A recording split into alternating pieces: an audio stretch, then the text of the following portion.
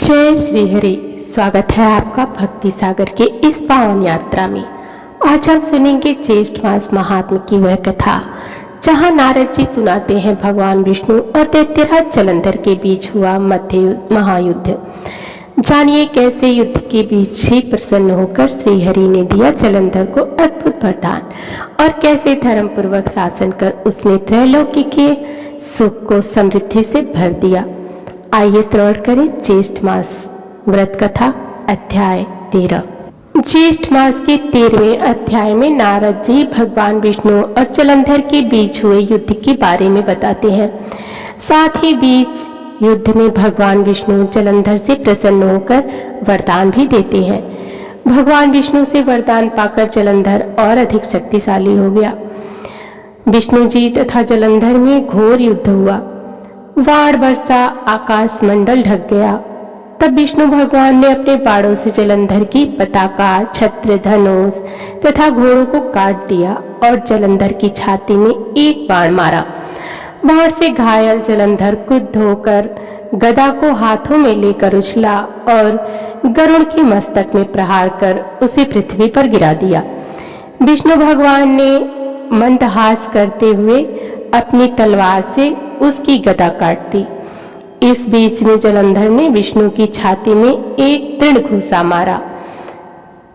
पश्चात महाबलशाली दोनों वीर अपने प्रहार से पृथ्वी पर निनादित करते हुए बाहुयुद्ध, मुष्टि प्रहार और जंघों द्वारा मल्लयुद्ध करने लगे।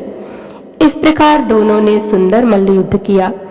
तब भगवान विष्णु ने कहा, हे दैत्यराज, तुम्हारे पराक्रम से मैं अतिशय प्रसन्न हूँ। तुम अभिष्ट वर मांगो, जो देने के योग्य न होगा सो भी मैं तुम्हें दूंगा। जलंधर ने कहा, हे भावुक, यदि आप मेरे ऊपर अत्यंत प्रसन्न हैं तो मुझे यह वरदान दीजिए कि आज मेरी बहन और अपने समस्त गणों के साथ आप मेरे घर निवास करिए।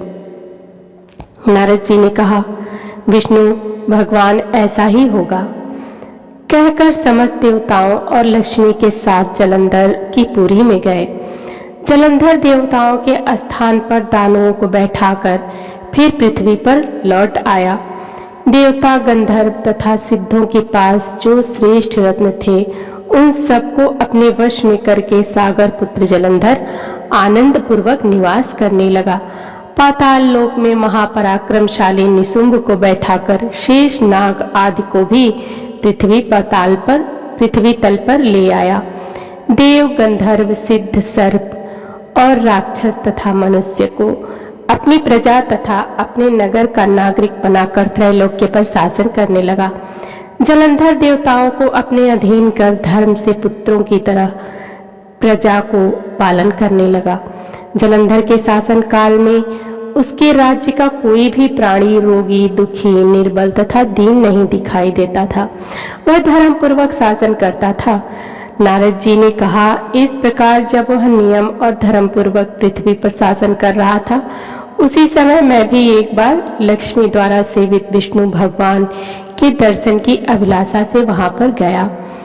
यह था ज्येष्ठ मास का 13वां अध्याय, एक गूढ़ कथा जो धर्म, भक्ति और दानों के विवेक की सीख देती है। यदि आपको यह कथा मन को शांति और आनंद देने वाली लगी हो तो लाइक, शेयर और सब्सक्राइब करें हमारे चैनल भक्ति सागर को। नई कहानियों की जानकारी पाने के लिए बेल आइकन जरूर दबाएं। हमें आशीर्वाद दें और इस आध्यात्मिक यात्रा से जुड़े रहें। जय श्री हरि, जय जेठ महीना।